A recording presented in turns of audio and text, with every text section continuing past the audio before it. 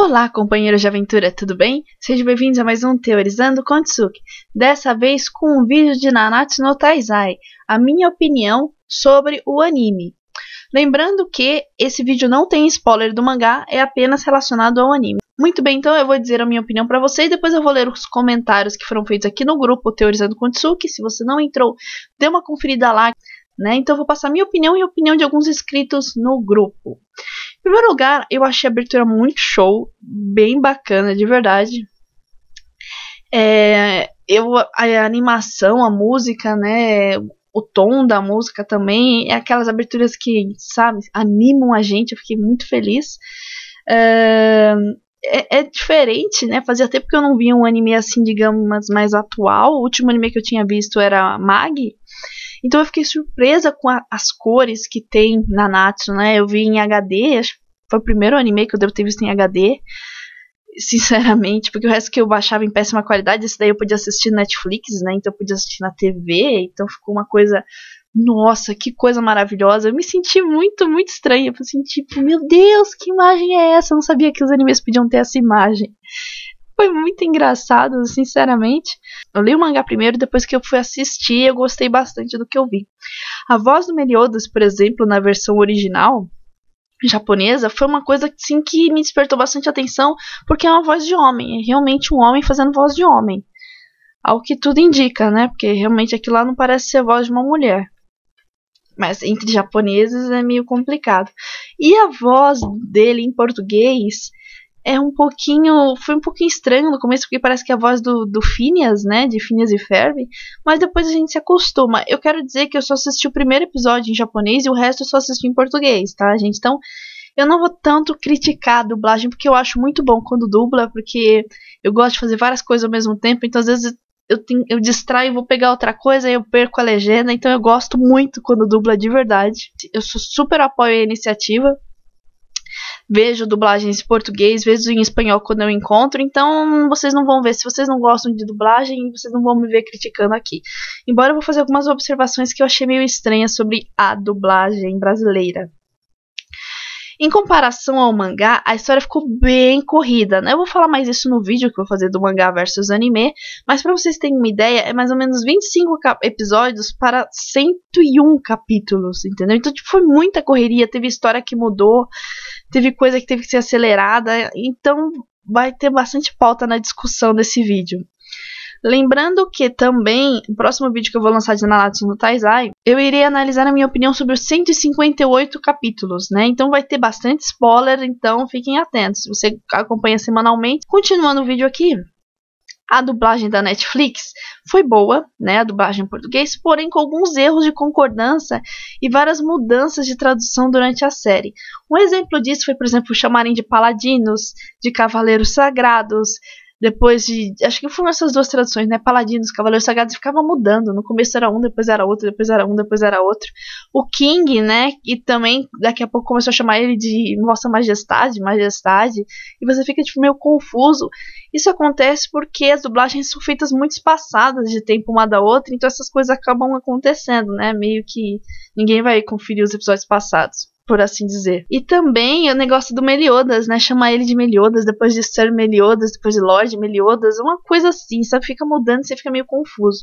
Outra coisa que eu quero dizer desse negócio de erro de concordância é, por exemplo, no episódio 1, os caras falam assim, não, mas os 7 pecados devem estar mortos, né? Porque já fazem 10 anos e tal. Aí um deles fala, mas se eles continuam entregando os cartazes de procurado, isso não quer dizer que estão mortos, então? E você para pra pensar, não, mas se eles estão continuando a entregar os cartazes de procurado, quer dizer que eles estão vivos e não mortos. Isso não quer dizer que eles estão vivos, então teve tipo um probleminha aí de concordância, sabe? Essa frase não faz sentido. Isso acontece em algumas pontuações na série inteira, só que são muito assim, tem que ser muito chata que nem eu, que gosta de fazer revisão, sabe? Que presta atenção nos detalhes pra tipo perceber.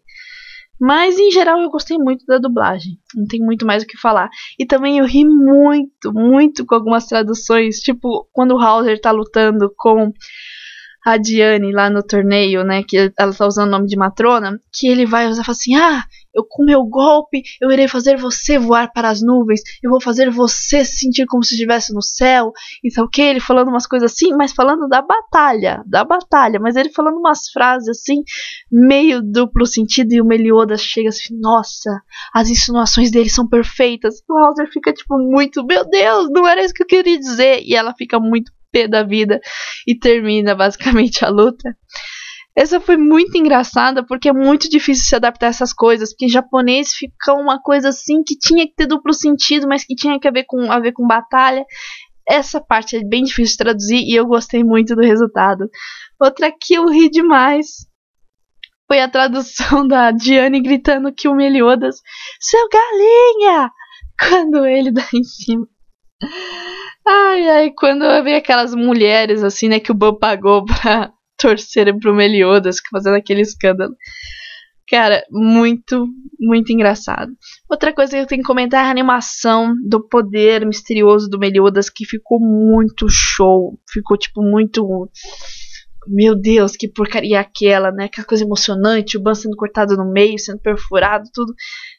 Gostei muito, deu pra empolgar demais, assim, sabe? Foi show. E a finalização, né, do anime, que vai ser um problema, né? Vai vir a segunda temporada agora em 2016, gente, tô 10 anos atrás. 2016.